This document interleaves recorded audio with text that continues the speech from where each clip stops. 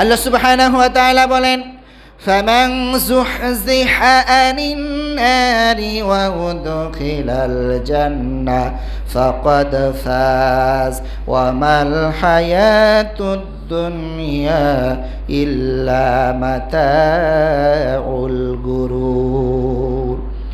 আল্লাহ তাআলা বলছেন, তোমরা সফলতা চাও, তোমরা সফল হতে চাও, সফলতার পিছনে ছুটছো সারাদিন রাত।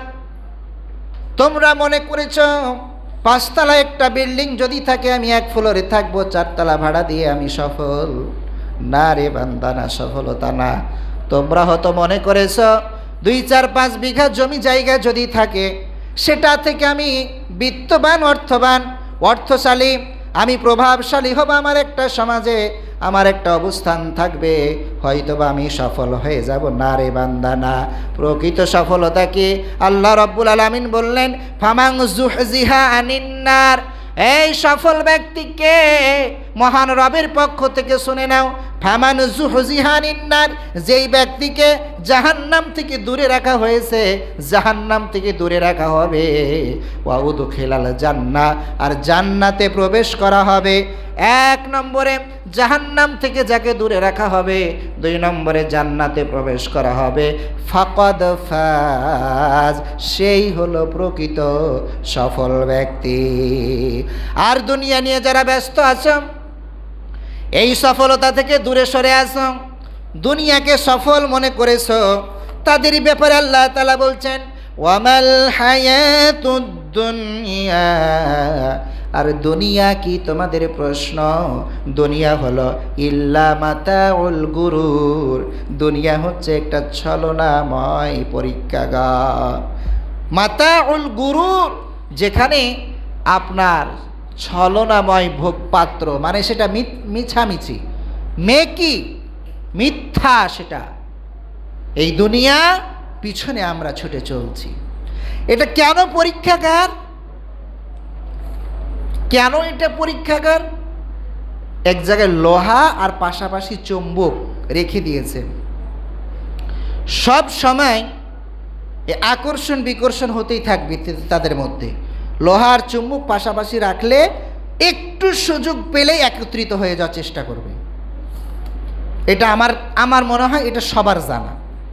এই দুনিয়ার কিছু জিনিসের সাথে, দুনিয়ার সাথে মানুষের আত্মাকে এইরকম আকর্ষণ দিয়ে আল্লাহ সৃষ্টি করছেন।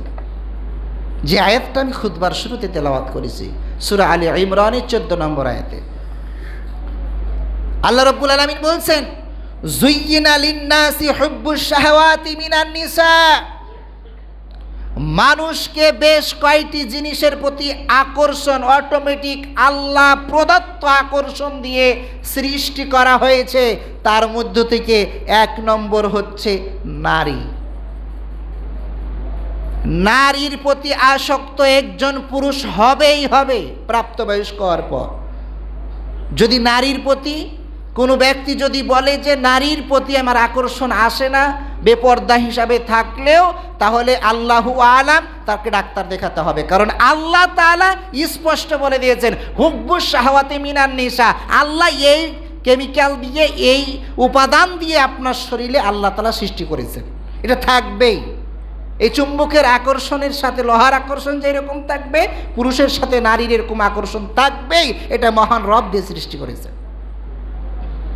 1 নম্বর হুব্বুশ শাহাওয়াতি মিনান নিসা, নারীর প্রতি আকর্ষণ দিয়ে আল্লাহ সৃষ্টি করেছেন।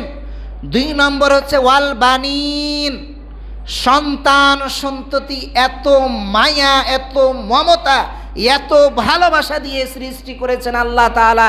এর প্রতি আসক্ত মানুষ থাকবেই, কারণ এটা পরীক্ষা, এগুলো পরীক্ষার জিনিস। এত ভালোবাসা, সন্তান মাকে চাকু দিয়ে খুন করে পলায়া যাচ্ছে, ওই মুহূর্তে দরজার চোকাটের সাথে পা উষ্টা খেয়ে পড়ে যাচ্ছে। মা বলছে, বাবা ব্যথা পাসনি তো?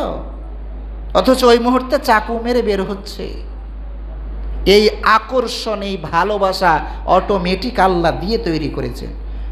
সন্তান বাবাকে খাবার দেয় না, মাকে খাবার দেয় না, সন্তান বাবা মার সাথে খারাপ ব্যবহার করে, অথচ এই বাবা মা সন্তানকে ভুলতে পারে না।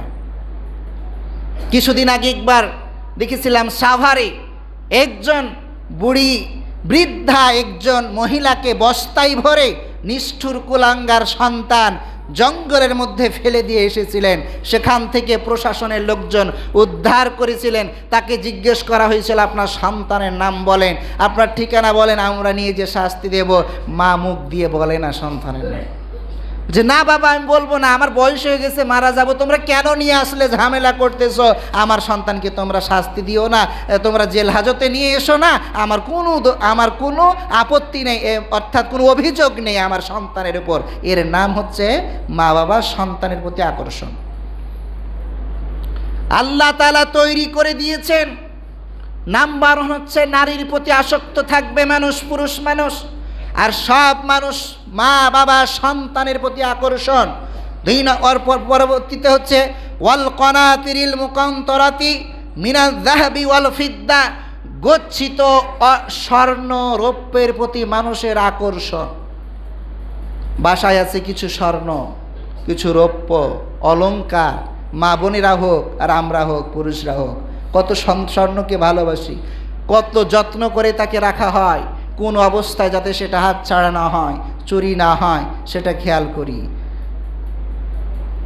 এই স্বর্ণরৌপ্যের উপর অল খয়লিল মুসাওয়ামা, এনে খয়লিল মুসাওয়ামা শব্দের অর্থ আসবে প্রশিক্ষিত, প্রশিক্ষণপ্রাপ্ত ঘোড়া, আর ব্যাখ্যা সংক্রান্ত অর্থ আসবে গাড়ি। মানুষ গাড়ির প্রতি আকর্ষণ থাকবে। যার একটা মোটরসাইকেল নেই সে চিন্তা করছে কিভাবে মোটরসাইকেল একটা কেনা যায়, যারা আছে চিন্তা করছে এর চাইতে ভালো মডেলেরটা কিভাবে কেনা যায়, যার মোটরসাইকেল ভালো মানের সব ব্যবহার করে সে চিন্তা করছে কিভাবে একটা প্রাইভেট কার কেনা যায়।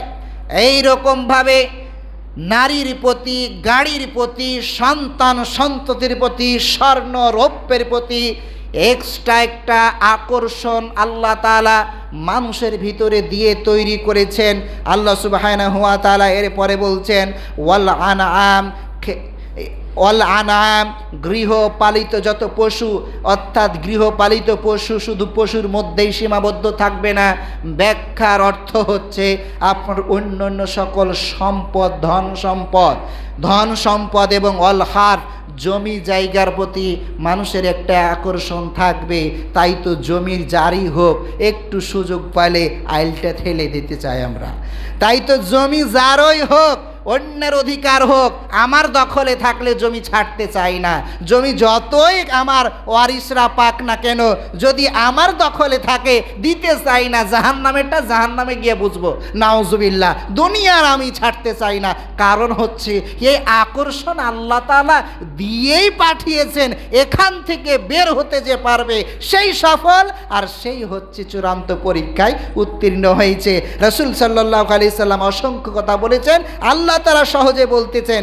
এরপরে বলছেন এতক্ষণ যেগুলোর কথা বললেন, এর বলছেন যালিকা, মানে যালিকা এটা বলা হয় আরবি গ্রামে ইসমে ইশারা, এটা দূরবর্তী জিনিসকে বোঝায় এবং বহু বচনকে বোঝায়। যতগুলো সম্পদের কথা তখন বলা হলো, ওই সমস্তগুলোর ব্যাপারে আল্লাহ তাআলা বলছেন মাতাউল হায়াতিদ দুনিয়া, এগুলো হচ্ছে দুনিয়ার ক্ষণস্থায়ী বস্তু, এগুলো হচ্ছে দুনিয়ার ভোগ সামগ্রী। আর হচ্ছে আল্লাহু ইনদাহু হুসনুল আব, মনে রেখো দুনিয়ার মানুষ, আল্লাহু আল্লাহর কাছে রয়েছে, ইনদাহু আল্লাহর নিকট রয়েছে হুসনুল মাআব, উত্তম প্রত্যাবর স্থল। তুমি যেগুলোর প্রতি আকর্ষিত হয়েছ, যেগুলোর প্রতি আসক্ত হয়েছ, এর চাইতে উত্তম জিনিস রয়েছে মহান রবের কাছে। প্রিয় উপস্থিতি, আপনাকে আমি বুঝাতে চাইলাম দুনিয়া কি আল্লাহ তাআলা বলছেন এই দুনিয়া শুধু বাংলাদেশ নয়, সমস্ত দুনিয়ার তুলনায় মহান রবের সমস্ত দুনিয়াটাই হচ্ছে মহান রবের কাছে ছলনাময় ভোগের স্থান আর পরীক্ষার জায়গা। বিশেষ করে এই জিনিসগুলোর প্রতি মানুষের এক্সট্রা আকর্ষণ থাকার অর্থ হলো আল্লাহ পরীক্ষা কেন্দ্র হিসেবে চুম্বকের সাথে লোহার যেই রকম আকর্ষণ, তার চেয়ে অনেক বেশি আকর্ষণ এই বিষয়গুলোর সাথে আল্লাহ তাআলা দিয়ে দিয়েছেন। নারীর সাথে, গাড়ির সাথে, সন্তান সন্ততির সাথে, তারপরে স্বর্ণ রৌপ্যের সাথে, ক্ষেত খামার জমি জায়গার সাথে, ধন সম্পদের সাথে এমন আকর্ষণ থাকবে। এই আকর্ষণ থেকে বের হয়ে যখন আল্লাহমুখী হতে পারবে তখনই তুমি সফল। আর যদি এখানেই শেষ হয়ে যায় তাহলে আপনার আমার জন্য আল্লাহর সন্তুষ্টি অর্জন করা সহজ নয়।